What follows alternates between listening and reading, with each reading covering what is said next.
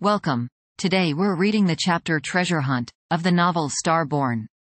Now, sit tight and let's get into it. Raph, squatting on a small, padded platform raised some 6 inches from the floor, tried to study the inhabitants of the room without staring offensively. At the first glance, in spite of their strange clothing and their odd habit of painting their faces with weird designs, the city people might have been of his own species. Until one saw their 2 slender hands with the 3 equal-length fingers and thumb, or caught a glimpse, under the elaborate head coverings, of the stiff, spiky substance which served them for hair. At least they did not appear to be antagonistic. When they had reached the rooftop where the Terrans had landed their flitter, they had come with empty hands, making gestures of goodwill and welcome. And they had had no difficulty in persuading at least 3 of the exploring party to accompany them to their own quarters, though Raph had been separated from the flyer only by the direct order of Captain Hobart, an order he still resented and wanted to disobey. The Terrans had been offered refreshment, food and drink, but knowing the first rule of stellar exploration, they had refused, which did not mean that the hosts must abstain. In fact, Raph thought, watching the aliens about him, they ate as if such a feast were novel. His 2 neighbors had quickly divided his portion between them and made it disappear as fast, if not faster, than their own small servings. At the other end of the room, Lablet and Hobart were trying to communicate with the nobles about them, while Soriki, a small palm recorder in his hand, was making a tape strip of the proceedings. Raph glanced from one of his neighbors to the other. The one on his right had chosen to wear a sight-torturing shade of crimson, and the material was wound in strips about his body as if he were engulfed in an endless bandage. Only his fluttering hands, his 3-toed feet and his head were free of the supple rolls. Having selected red for his clothing, he had picked a brilliant yellow paint for his facial makeup, and it was difficult for the uninitiated to trace what must be his normal features under that thick coating of stuff which fashioned a mask-like strip across his eyes and a series of circles outlining his mouth, circles which almost completely covered his beardless cheeks. More twists of woven fabric, opalescent and changing color as his head moved, made a turban for his head. Most of the aliens about the room wore some variation of the same bandage dress, face paint, and turban. An exception, one of 3 such, was the feaster on Raph's left. His face paint was confined to a conservative set of bars on each cheek, those are stark black and white. His sinewy arms were bare to the shoulder, and he wore a shell of some metallic substance as a breast and back plate, not unlike the very ancient body armor of Raph's own world. The rest of his body was covered by the bandage strips, but they were of a dead black, which, because of the natural thinness of his limbs, gave him a rather unpleasant resemblance to a spider. Various sheaths and pockets hung from a belt pulled tight about his wasp middle, and a helmet of the metal covered his head. Soldier? Raph was sure that his guess was correct. The officer, if officer he was, caught Raph's gaze. His small round mouth gaped, and then his hands, with a few quick movements which Raph followed, fascinated, pantomimed a flyer in the air. With those talking fingers, he was able to make plain a question. Was Raph the pilot of the flitter? The pilot nodded. Then he pointed to the officer and forced as inquiring an expression as he could command. The answer was sketched quickly and readably. The alien, too, was either a pilot or had some authority over flyers. For the first time since he had entered this building, Raph knew a slight degree of relaxation. The wrinkle-less, too smooth skin of the alien was a darkish yellow. His painted face was a mask to frighten any sensible Terran child. His general appearance was not attractive. But he was a flyer, and he wanted to talk shop, as well as they could with no common speech. Since the scarlet-wound nobleman on Raph's right was completely engrossed in the feast, pursuing a few scraps avidly about the dish, the Terran gave all his attention to the officer. Twittering words poured in a stream from the warrior's lips. Raph shook his head regretfully, and the other jerked his shoulders in almost human impatience. Somehow that heartened Raph. With many guesses to cover gaps, probably more than half of which were wrong, Raph gathered that the officer was one of a very few who still retained the almost forgotten knowledge of how to pilot the remaining airworthy craft in this crumbling city. On their way to the building with the curved roof, Raph had noted the evidences that the inhabitants of this metropolis could not be reckoned as more than a handful, and that most of these now lived either within the central building or close to it. A pitiful collection of survivors lingering on in the ruins of their past greatness. Yet he was impressed now by no feeling that the officer, eagerly trying to make contact, was a degenerate member of a dying race. In fact, as Raph glanced at the aliens about the room, he was conscious of an alertness, of a suppressed energy which suggested a young and vigorous people. The officer was now urging him to go someplace, and Raph, his dislike for being in the heart of the stranger's territory once more aroused, was about to shake his head in a firm negative when a second idea stopped him. He had resisted separation from the flitter. Perhaps he could persuade the alien, under the excuse of inspecting a strange machine, to take him back to the flyer. Once there he would stay. He did not know what Captain Hobart and Lablet thought they could accomplish here. But, as for himself, Raph was sure that he was not going to feel easy again until he was across the northern mountain chain and coming in for a landing close by the 10 rupees. It was as if the alien officer had read his thoughts, for the warrior uncrossed his black legs and got nimbly to his feet with a lithe movement, which Raph, cramped by sitting in the unfamiliar posture, could not emulate. No one appeared to notice their withdrawal. And when Raph hesitated, trying to catch Hobart's eye and make some explanation, the alien touched his arm lightly and motioned toward one of the curtained doorways. Conscious that he could not withdraw from the venture now, Raph reluctantly went out. They were in a hall where bold bands of color interwove in patterns impossible for Terran eyes to study. Raph lowered his gaze hurriedly to the grey floor under his boots. He had discovered earlier that to try to trace any thread of that wild splashing did weird things to his eyesight and awakened inside him a sick panic. His space boots, with the metal, magnetic plates set in the soles, clicked loudly on the pavement where his companion's bare feet made no whisper of sound. The hall gave upon a ramp leading down, and Raph recognized this. His confidence arose. They were on their way out of the building. Here the murals were missing so that he could look about him for reference points. He was sure that the banquet hall was some 10 stories above street level. But they did not go down 10 ramps now. At the foot of the third, the officer turned abruptly to the left, beckoning Raph along.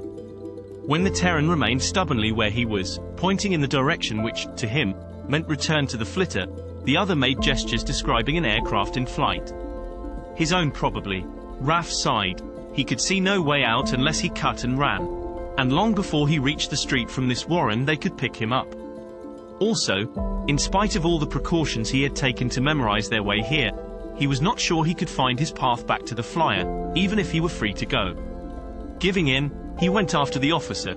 Their way led out on one of the spider web bridges which tied building and tower into the complicated web which was the city. Raph, as a pilot of flitter, had always believed that he had no fear of heights.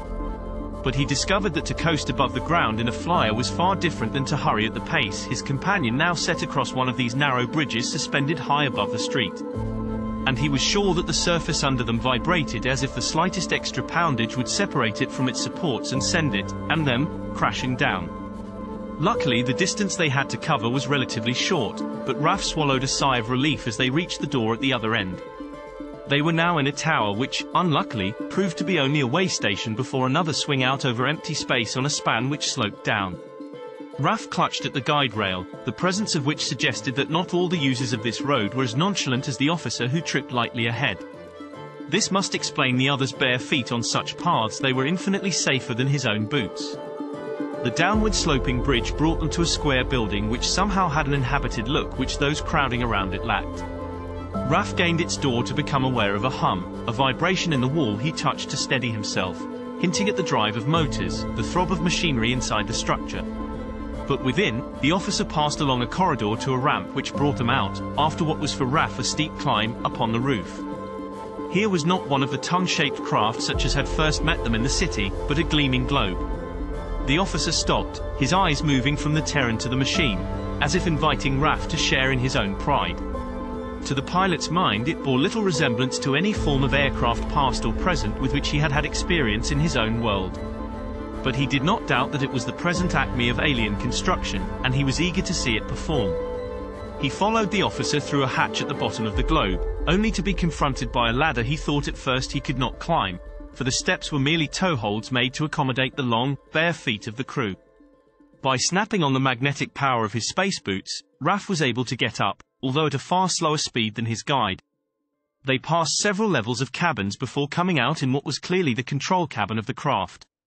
To Raph the bank of unfamiliar levers and buttons had no meaning, but he paid strict attention to the gestures of his companion. This was not a spaceship, he gathered, and he doubted whether the aliens had ever lifted from their own planet to their neighbors in this solar system. But it was a long-range ship with greater cruising power than the other flyer he had seen. And it was being readied now for a voyage of some length. The Terran pilot squatted down on the small stool before the controls. Before him, a visa plate provided a clear view of the sky without and the gathering clouds of evening. Raf shifted uncomfortably.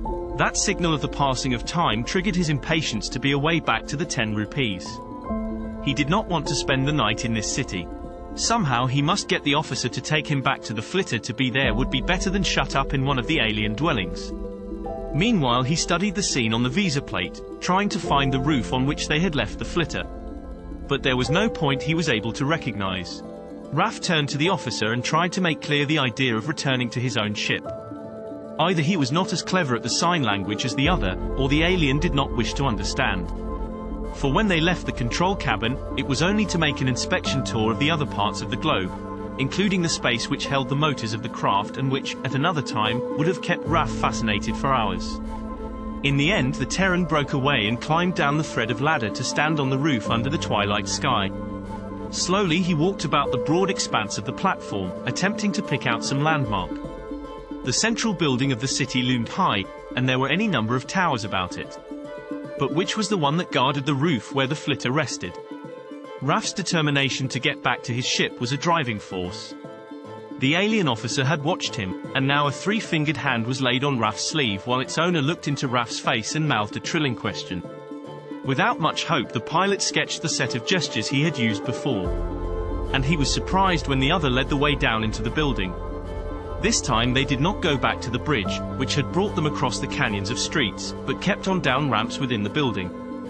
There was a hum of activity in the place. Aliens, all in tight black wrappings and burnished metal breastplates, their faces barred with black and white paint, went on errands through the halls or labored at tasks Raf could not understand.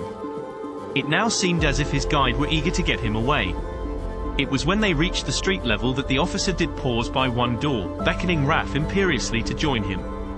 The Terran obeyed reluctantly and was almost sick. He was staring down at a dead, very dead body. By the stained rags still clinging to it, it was one of the aliens, a noble, not one of the black-clad warriors. The gaping wounds which had almost torn the unfortunate apart were like nothing Raf had ever seen. With a guttural sound which expressed his feelings as well as any words, the officer picked up from the floor a broken spear, the barbed head of which was dyed the same reddish yellow as the blood still seeping from the torn body. Swinging the weapon so close to Raf that the Terran was forced to retreat a step or two to escape contact with the grisly relic, the officer burst into an impassioned speech. Then he went back to the gestures which were easier for the spaceman to understand. This was the work of a deadly enemy, Raf gathered, and such a fate awaited any one of them who ventured beyond certain bounds of safety. Unless this enemy were destroyed, the city life itself was no longer theirs. Seeing those savage wounds which suggested that an insane fury had driven the attacker, Raf could believe that. But surely a primitive spear was no equal to the weapons his guide could command. When he tried to suggest that, the other shook his head as if despairing of making plain his real message, and again beckoned Raf to come with him. They were out on the littered street, heading away from the central building where the rest of the Terran party must still be.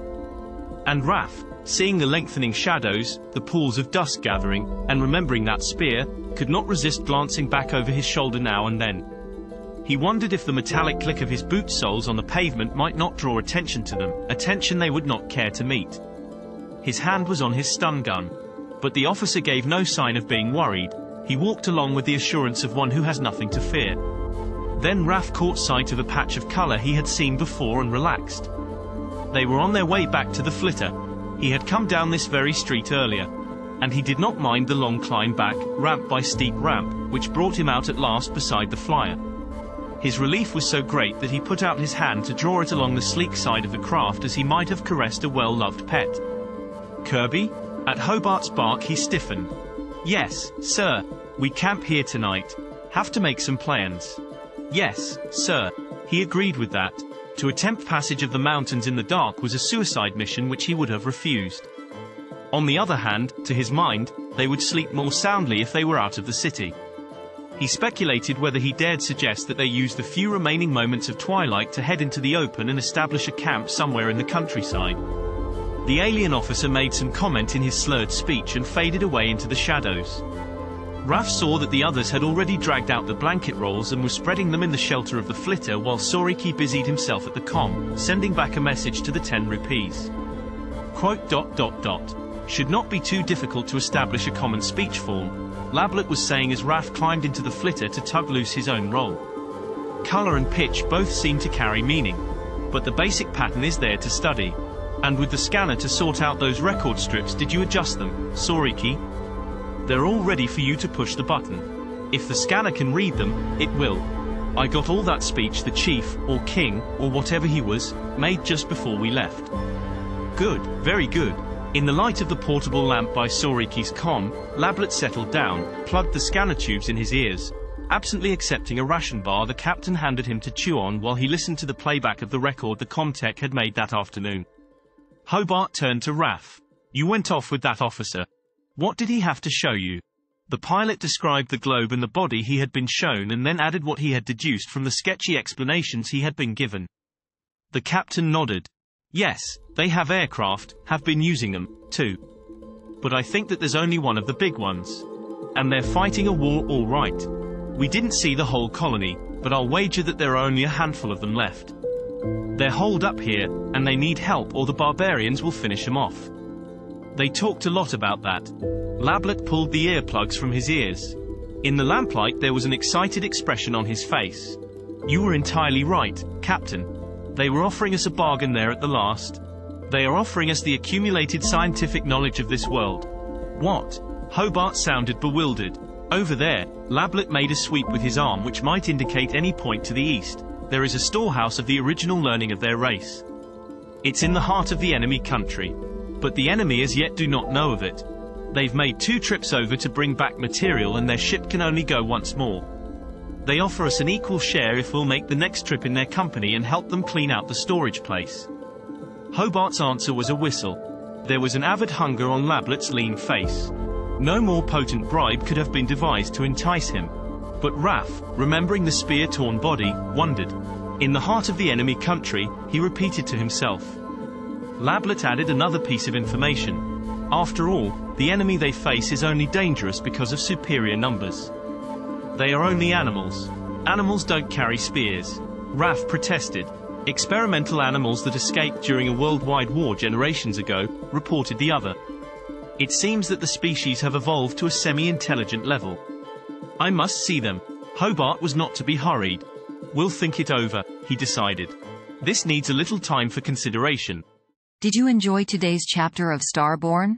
Why not subscribe and ring the bell?